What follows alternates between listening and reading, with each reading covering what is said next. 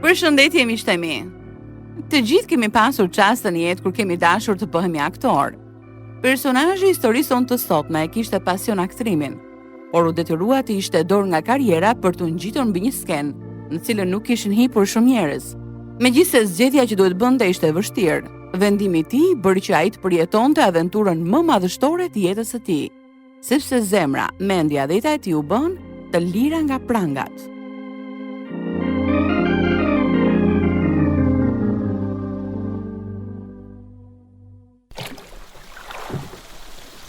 Sa mirë që kemi marrë me veti je lekët e shpotimit, apo jo, babi?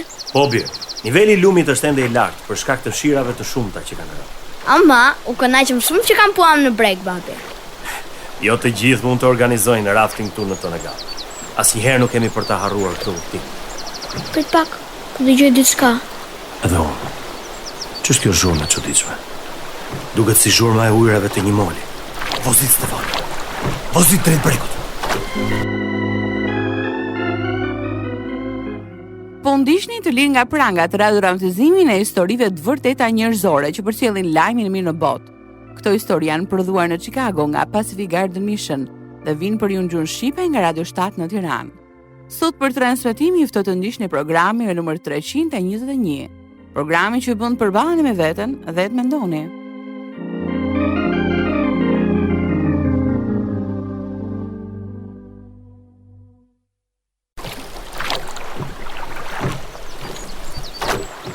Shpëtuam. Faleminderit Zotit që arritëm të dilnim në breg. Mendoj se ishin ëngjit ata që na ndihmuan. Po si është e mundur që askush nuk të thaj gjë për molin? As vet nuk e di bir. I kam pyetur të gjithë japonezët edhe më kanë thënë që nuk ka. Ata nuk kanë arsye përse të më gënjejnë. Të paktën nuk ishte e madhe, se përndryshe do të kishin vdekur tani. Po. Por mund të ishin vrarë, pavarësisht se lartësia është 2 ose 3 metra. Mos u shqetëso. Tani jemi në vend të cekët. Po dal jashtë që të nxjerrim kanoa në breg. Shpresoj të mos më bjerë këmbë në ngrop. Babi, çfarë ke? Te iku këmba keq? Bir, qëndron në kanoa që të tërheq në breg. Tani do të dalim jashtë.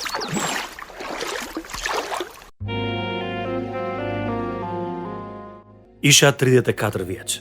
Edhe ndërkohë që po e kaloja pranverën e liçenin Hart të Pensilvanisë, duke ndërtuar një palestër të re për kampistët që do të vinin, ende isha në dyshim me atë që duhet të bëja në jetë.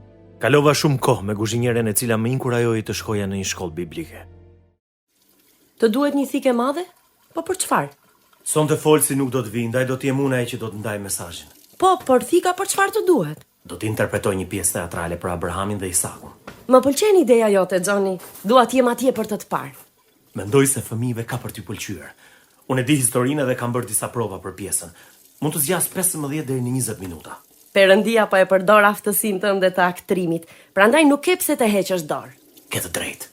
Unë ende mendoj se duhet të regjistrohesh në një shkollë biblike, edhe një të mirë që nuk është shumë larg. Mendova për atë që kuzhinjerja më tha. Tani isha pak i madh për të punuar me kohë të plotë si krishter, por një trajnim biblik do të më ndihmonte të jepja mësim në shkollën e së dielës. Kështu u ktheva në shtëpi dhe bisedova me Clarencin, personin që më drejtoi te Krishti. Prindërit e mi nuk jetonin më, edhe ai ishte babai im frymëror. Të shkosh në një shkollë biblike është një zgjedhje mjaft e mirë, Johnny. Por a je lutur për këtë? Jam lutur. Dhe mendoj se Perëndia dëshiron që të shkoj. Prandaj do ta jap me qira shtëpinë. Kam aplikuar për të filluar vjeshtën e vitit që vjen. Po deri atëherë, çfarë do të bësh? Do të qëndroj në liçenin Hart. Trajnimin si aktore kam përdorur për të bërë vazhdimisht skeçe rreth Abrahamit dhe Isakut. Gjej kënaqësinë tënde në Zotin dhe ai do të plotësojë dëshirat e zemrës sate. Kjo është shumë e vërtetë, Clarence. Më është dashur të zgjedh mes Krishtit edhe aktrimit. Pasi zgjodha Zotin, ai më tregoi se si ta përdorja talentin tim për t'ju mësuar të tjerëve fjalën. Po, Jezus i tha: "E jani pas me dhe unë do t'ju bëj peshkatar njerëzish." Më pëlqen shumë të ndaj të vërtetën biblike, sepse ajo mund të ndryshojë të ardhmen në përjetësi. Ha, sa mirë, sa mirë. Po, ç'më thua ndonjë gjë tjetër, Johnny? E mamën rasin, ai merrte pjesë në studimet e tua biblike gjatë kohës që vija dhe unë. Po, si nuk e mbaj mend. Ai ka trashëguar disa toka në malet Pocono, edhe dëshiron të ndërtojë një qendër për misionarët. Pasi të mbaroj shkollën biblike, mund të shkoj atje për ta ndihmuar të ndërtoj kabinat.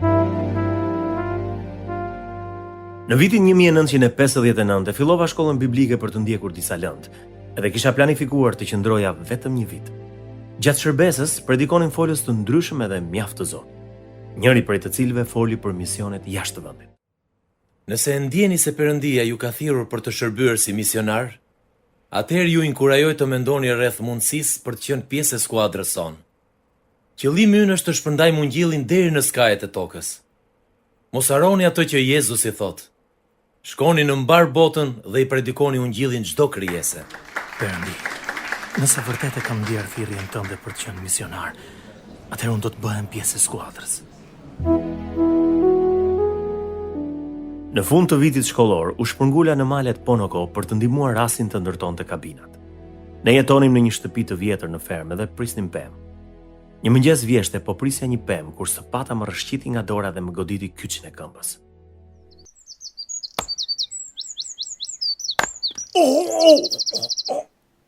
A ndihesh mirë?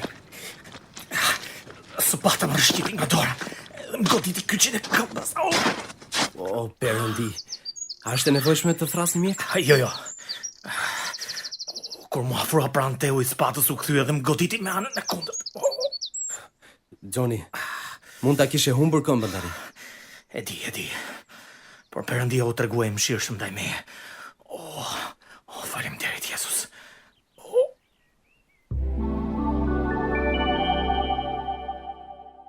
Do me thënë, ndërtimi i kabinave të erdhi në maj të hundës, apo jo, Johnny? Nuk po them këtë, Clarence. Njëherë në dimër po dëgjoja radion dhe një prezantues vazhdimisht thoshte: "Përse disa dëgjojnë kaq shumë ndërsa të tjerë nuk dëgjojnë fare?" Por si do dëgjojmë pa predikues? Pikërisht kështu. Ai po të drejtoj ty, vëlla. Këtë mendova dhe unë. Perëndia më kujtoi folsin misionar që erdhi në shkollën biblike, kështu që i shkrova drejtuesit të skuadrës edhe i kërkova të shërbeja në një vend të huaj. I thash se jam trajnuar si aktor, se kam përvojë pune në televizion edhe se mund të ndaj ungjillin në radio. A të ktheu përgjigje? Po, shumë shpejt madje. Ai më tha se më parë duhet të përfundoj shkollën biblike edhe gjithashtu të mësoj gjuhën e vendit ku do të shkoj. Nuk i kisha menduar më parë këto gjëra. Pra do të fillosh sërish në shkollën biblike? Ashtu është. Tashmë i kam shkruar shkollës.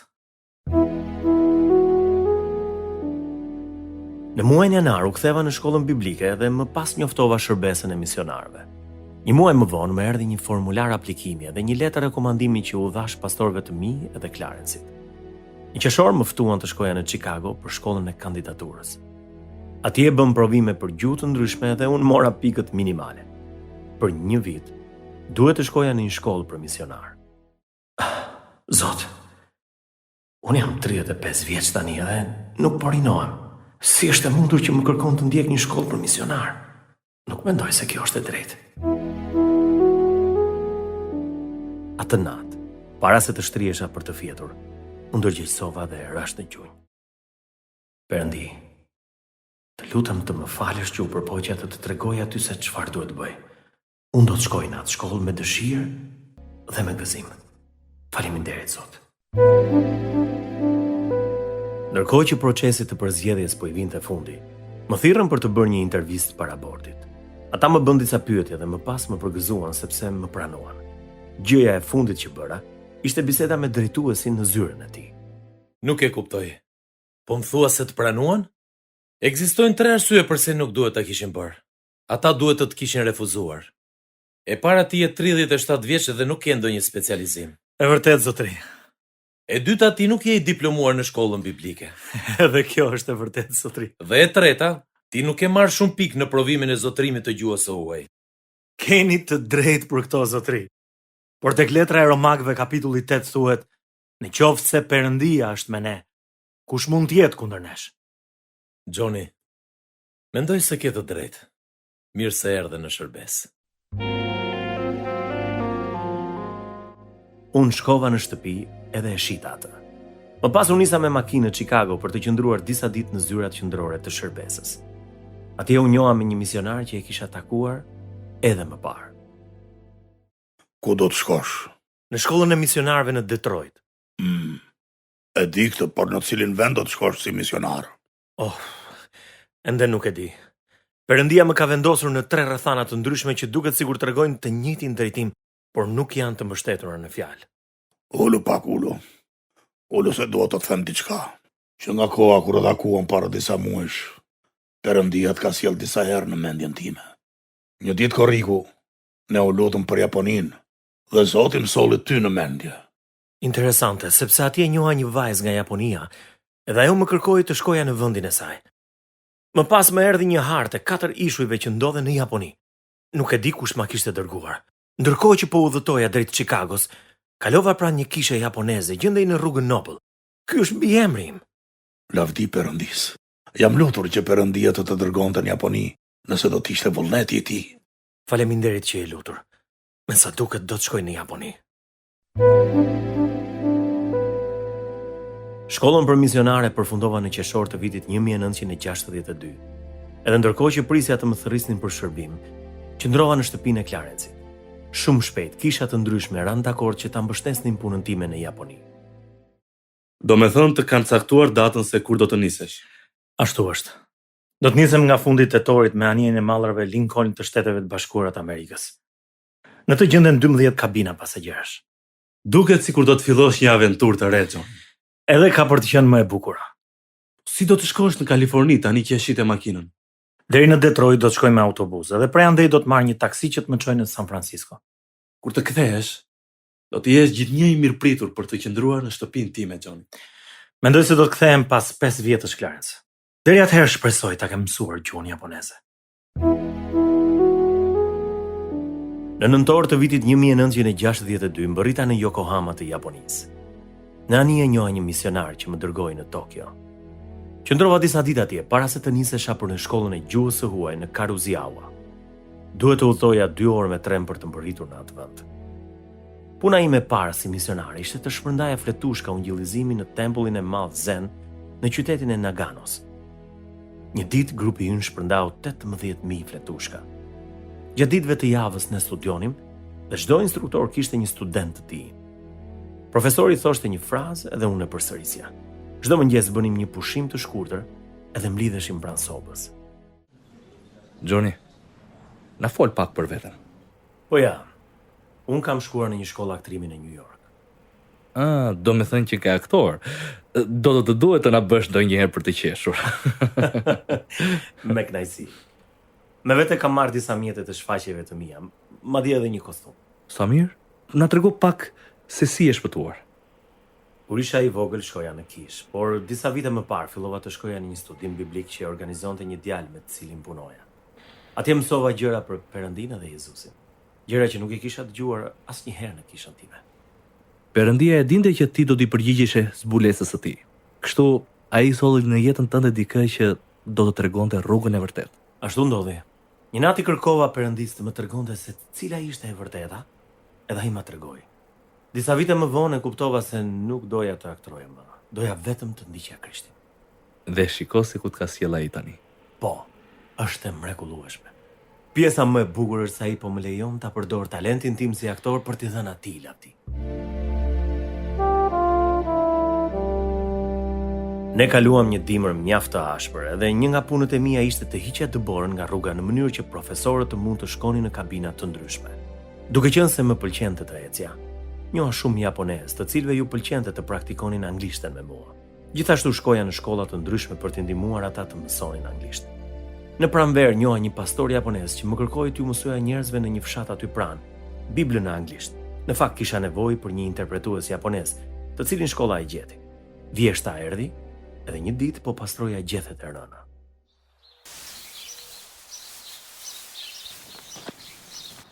Ç'kemi? Ti duhet jesh e re këtu. Unë jam John Noble. Ndërsa unë jam Barbara Dean, edhe po bëj semestrin e tretë. Jam kthyer për të bërë një vit shtesë për të lexuarit dhe të shkruarit. Ku jeton? Lart në Kodër. Atje nuk kemi telefon edhe kam ardhur të përdor këtë të qendrës. Shumë mirë. Unë jetoj vetëm 6 metra larg telefonit. Sa kohë ke që ke ardhur këtu, John? Thuajse 1 vit.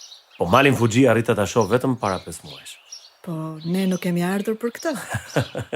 Është e vërtetë. Kemi ardhur t'ju themi njerëzve se paga e mëkatit është vdekja, por dhurata e Perëndisë është jeta e përjetshme nëpërmjet Krishtit Jezus, Zotit tonë.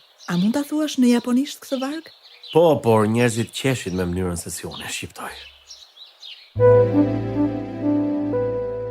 Pasi mbaronte ora e gjuhës së huaj, shpesh e përcillja Barberën për në shtëpi. Ajo erdhi të darkonte disa herë me ne dhe më pas na ftoi në kabinën e saj. Shoku im u largua herët, ndërsa unë ndihmova të lante enët për plot 2 orë.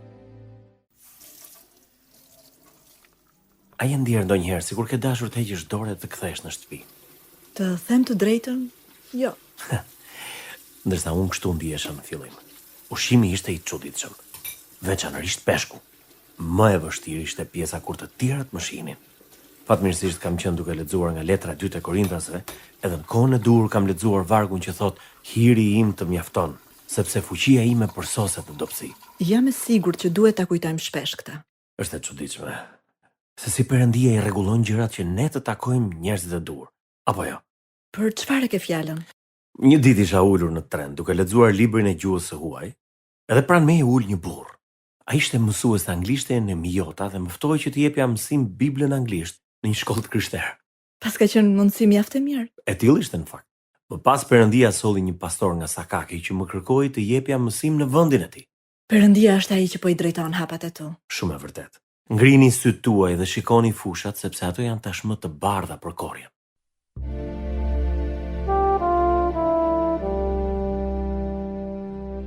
Për Krishtlindje i kërkova Barberës të martohej me mua, edhe atë ditë kisha veshur kostumin tim që e vishja kur dilja në skenë. Ne vendosëm një datë në prill të vitit 1964. Bëm 3 ceremoni, një në ambasadën e Shteteve të Bashkuara të Amerikës, një në zyrën e Tokios dhe një tjetër në kishën tonë. Bëja shaka dhe thosha që po të doja të hiqja dorë nga martesa, nuk kisha nga të mbaj. Djali ynë Stefani lindi në korrik të vitit 1965, pak para se të përfundonte trajnimi i gjuhës së huaj. Shërbesa e misionarëve na kërkoi të shkonim në Shimizu, një qytet bregdetar ku organizoheshin shumë shfaqje teatrale. E gjete dhomën e tregtisë? Po, ata u gëzuan shumë kur unë i thash se isha gati të jepja anglisht. Më bën edhe një prezantim të kompanisë së ushqimeve të konservuara. Ne mund të bëjmë studim biblik këtu në shtëpi. Unë mund të përgatis çaj dhe ushqime të thjeshta. Zemër, ti e di që këtu organizojnë shfaqje të ndryshme, kështu që mund të marrim një kabinë. Shumë ide e mirë. Ndalova në departamentin e policisë për të pyetur se çfarë duhet të bëja për të marrë një stand. Atje më dha numrin e telefonit të një burri që është përgjegjës për këtë. Arrite të bisedosh me të? Ende jo. Më kanë thënë të mos e bëj sepse është me rrezik. Me rrezik? Pse? Sepse jam i huaj. Por kjo gjë nuk më tremb. Perëndia është mbrojtësi ynë. Shfaqjet në stand sollën shumë sukses. Unë luaja muzikë të lehtë të krishterë dhe shpërndaja fletushka ungjillizimi, duke ju treguar njerëzve se si të shpëtoheshin. Gjithashtu ju jepja edhe një hartë të kishës tonë. Kështu filluan shfaqjet tona të ungjillizimit. Vajza jon Prishila lindi në vitin 1967 dhe ne u kthyem në shtëpi me leje për 1 vit. Gjithnjë shkonim në kishën e misionarëve të quajtur Kisha e Hirit, por vizitonim edhe kisha të tjera që mbështesnin shërbesën tonë. Ke menduar për mesazhin që do të japësh në takimin e kësaj jave? Po, kam menduar të interpretoj një pjesë teatrale. Fëmijëve ju pëlqen teatri dhe po ashtu të rriturve. Është e vërtet. Shumë vite më parë, në liçenin Hart kam interpretuar Abrahamin, kur do të sakrifikonte Isakun dhe doli me sukses. Do të arris mjekën. Më mirë po ta blej unë një. Do të qep edhe një kostum. Po skenarin, a mund të më shkruash? Po sigurisht, ajo është një pikturë e ardhjes së Mesias që tregon se si Perëndia do të sakrifikonte birin e tij të vetëm lindur për ne. Sepse Perëndia e deshi aq botën, sa dha birin e tij të vetëm lindurin që kushdo që beson në të mos humbas, por të ketë jetë të përjetshme. Çfarë vargjesh të tjera të përfshi? Po kujto ato vargje që përshkruajnë dashurinë sakrifikuese të Perëndisë. Në këtë është dashuria. Jo se ne e deshëm Perëndin, por që ai na deshi ne dhe dërgoi birin e tij si shlyerje për mëkatet tona. Ose këtë, por Perëndia e tregon dashurinë e tij ndaj nesh, në atë që kur ende ishim mëkatar, Krishti vdiq për ne. Ka shumë vargje që tregojnë dashurinë dhe hirin e Perëndisë. Por ne duhet të zgjedhim më të mirin. Barbara, një varg shumë i mirë gjendet tek letra Hebrejve, kapitulli 10, vargu 12 që thot: ai, përkundrazi, pasi dha për gjithnjë një flijim të vetëm për mëkatet, u ul në të djathtë të Perëndisë. Mirë pra, po i futem punës. Kështu lindi shërbesa jon teatrale, të cilën e vazhduam edhe pasi u kthyem në Japoni. 5 vitet e tjera ne shërbyem në Susono. Në atë qytet nuk organizoheshin shfaqje teatrale. Kështu që ndërtova disa kuti të vogla për të vendosur fletushkat edhe mora leje për t'i vendosur ato në të gjitha stacionet e autobusëve. Kisha filloi të rritej ngadalë, ndërkohë që fëmijët tanë filluan shkollën. Pas 5 vjetësh, morëm sërish leje për t'u kthyer në shtëpi edhe qëndruam 1 vit. Nuk kemi marrë mbështetjen e mjaftueshme për t'u kthyer në Japoni. Kështu thonë ata të shërbesës. Po tani çfarë do të bëjmë? Do të anullojmë biletën e kthimit. Ne nuk mund të qëndrojmë këtu. E di. Vlla Klajdi na ka siguruar një vend për të qëndruar në një kamp në Tennessee. Vëlla Klajdi? E kemi takuar në një konferencë këtë verë. Ai ka qenë pastor në kishën time ku unë shkoja më parë. Nuk më emocionon shumë kjo ideja e të shkuarit në kamp, Johnny. Mund të qëndrojmë në një kabinë, por atje do të vizitojmë kishat duke kërkuar mbështetje. Më duket vetja si Sara në Bibël, që nuk e dinte se ku do të shkonte. Duhet kemi besim tek Perëndia. Ai na ka premtuar se nuk do të na lërë dhe nuk do të na braktisë.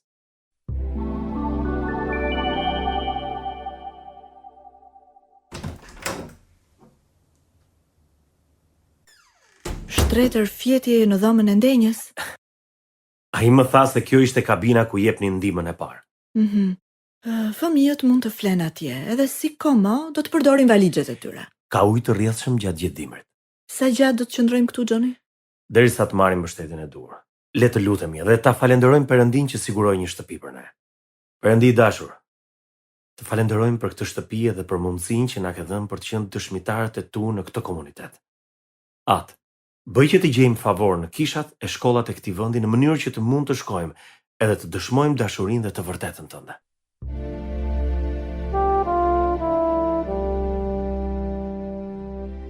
Ne shërbyem në shfaqjet tona teatrale në shumë kisha dhe shkolla. Në fund të vitit të dytë, papritur na u premtua se brenda muajit do të merrim të gjithë mbështetjen e nevojshme. Ne arritëm të ktheheshim në Japoni, kësaj here në Toride, që gjendej në pjesën verilindore të Tokios. Në shtëpinë tonë hapëm një kishë që u rrit me shpejtësi nga 6 veta në 12. Në vitin 1978, unë dhe djali im Stefani, i cili ishte 13 vjeç, ndërmorëm një udhëtim ku do të shkonim për rafting në lumin Tonegawa. Kaluam një kohë shumë të bukur, deri në momentin kur unë u futa në ujë për të nxjerrë kanoën jashtë ujit. U zhyta deri tek mesi në rër. Ja dola ta nxjerrja kanoën në breg dhe e lash atje. Këto bimë janë të gjata. Edhe të mbreta. Copat janë bërë rrobat, Stefana. Edhe bluza jote, babi. Me vete kam thikën e vjetër të flotës detare. Do ta pres në 2 copa mushaman kundra shiut që të më shtjellësh këmbët. Babi, ku jemi këtu? Diku pranë lumit. Herët avon do të gjejmë diçka. U bën 2 orë që ecim deri tani. U dëgjua prapa ajo, fishkëllima e trenit. Pa, xhungla po bëhet gjithnjë e më ashpër.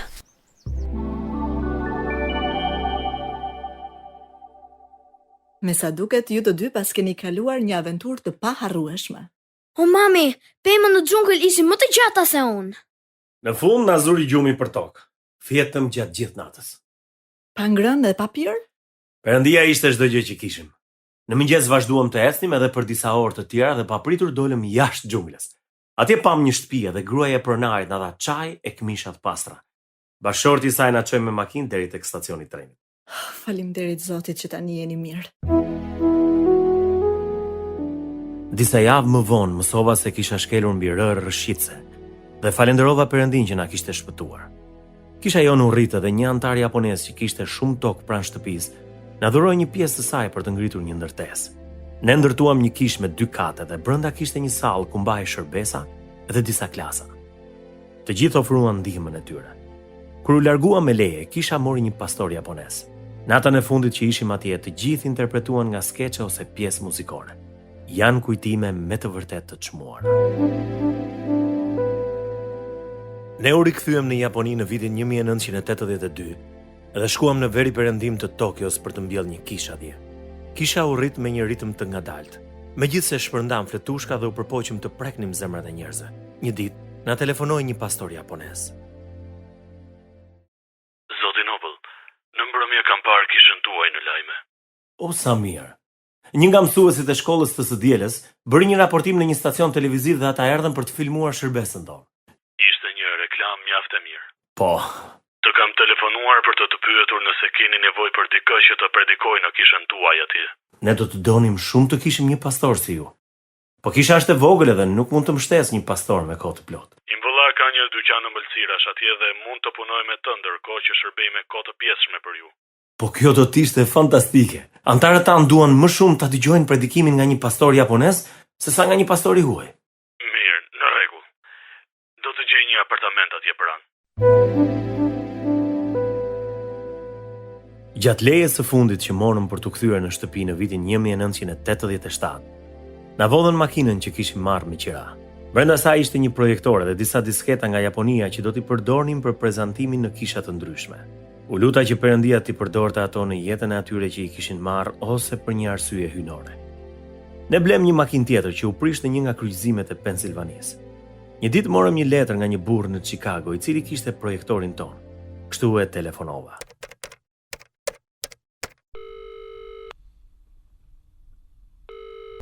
Alo? Jam John Noble. Ju na thatë se i kishit bler projektorin dhe disketat në tregun e gjërave të përdorura, apo jo? Ashtu është. Mendova se mund të ishit ende të interesuar për t'i marrë. Në fakt na nevojitën. Sa mirë që kishit vënë emrin dhe adresën tuaj mbi projektor.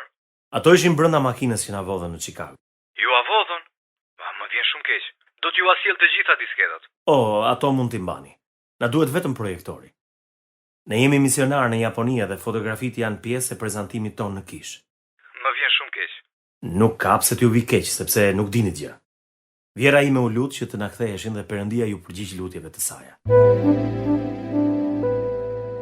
Ne u kthyem në të njëjtën kishë gjatë udhëtimit ton të fundit dhe dolëm në pension në vitin 1991, pasi kishim shërbyer 30 vjet në Japoni. Për disa kohë vazhduam të organizonim skeçe në kisha të ndryshme, po për shkak të problemeve shëndetësore hoqëm dorë. Tani punoj si Ciceron në Muzeun Railroad të Pensilvanisë. Nuk kam fjalë të përshkruaj se sa shumë na ka bekuar Perëndia. Ai më bëri pjesë të planit të mbretërisë së tij për ta çuar ungjillin në Japoni. Kjo ishte aventura më e madhe e jetës time. Dhe dëshmia është kjo. Perëndia na dha jetën e përjetshme dhe kjo jetë është në birin e tij. Ai që ka birin, ka jetën. Ai që nuk e ka birin e Perëndisë, nuk e ka jetën. Dëgjues të dashur, edhe ju mund ta merrni jetën e re, nëse luteni së bashku me mua tani. Perëndi i dashur, unë besoj se Jezusi vdiq në kryq për mëkatet e mia. E besoj se ai u ringjall dhe jeton në përjetësi. Të falenderoj për sakrificën. E janë në zemrën dhe në jetën time dhe më shpëto Zot. Në emrin e Jezusit unë lutem. Amen. Nëse jeni lutur së bashku me ne, ju ftoj të na shkruani dhe ne të dërgojmë disa libra që do t'ju ndihmojnë të ecni me Perëndin. Adresa jonë është Radio 7 Kutija Postare 2914 Tiranë, ose na dërgoni një email në info@radioviz7.net. I jepuni shpresët e të tjerëve, tregojuni se kur dhe ku mund të dëgjojnë këto programe. Dhe sigurisht mos harroni të shprehni mirënjohjen tuaj ndaj stacionit radiofonik që po transmeton në këtë moment të lirë nga prangat.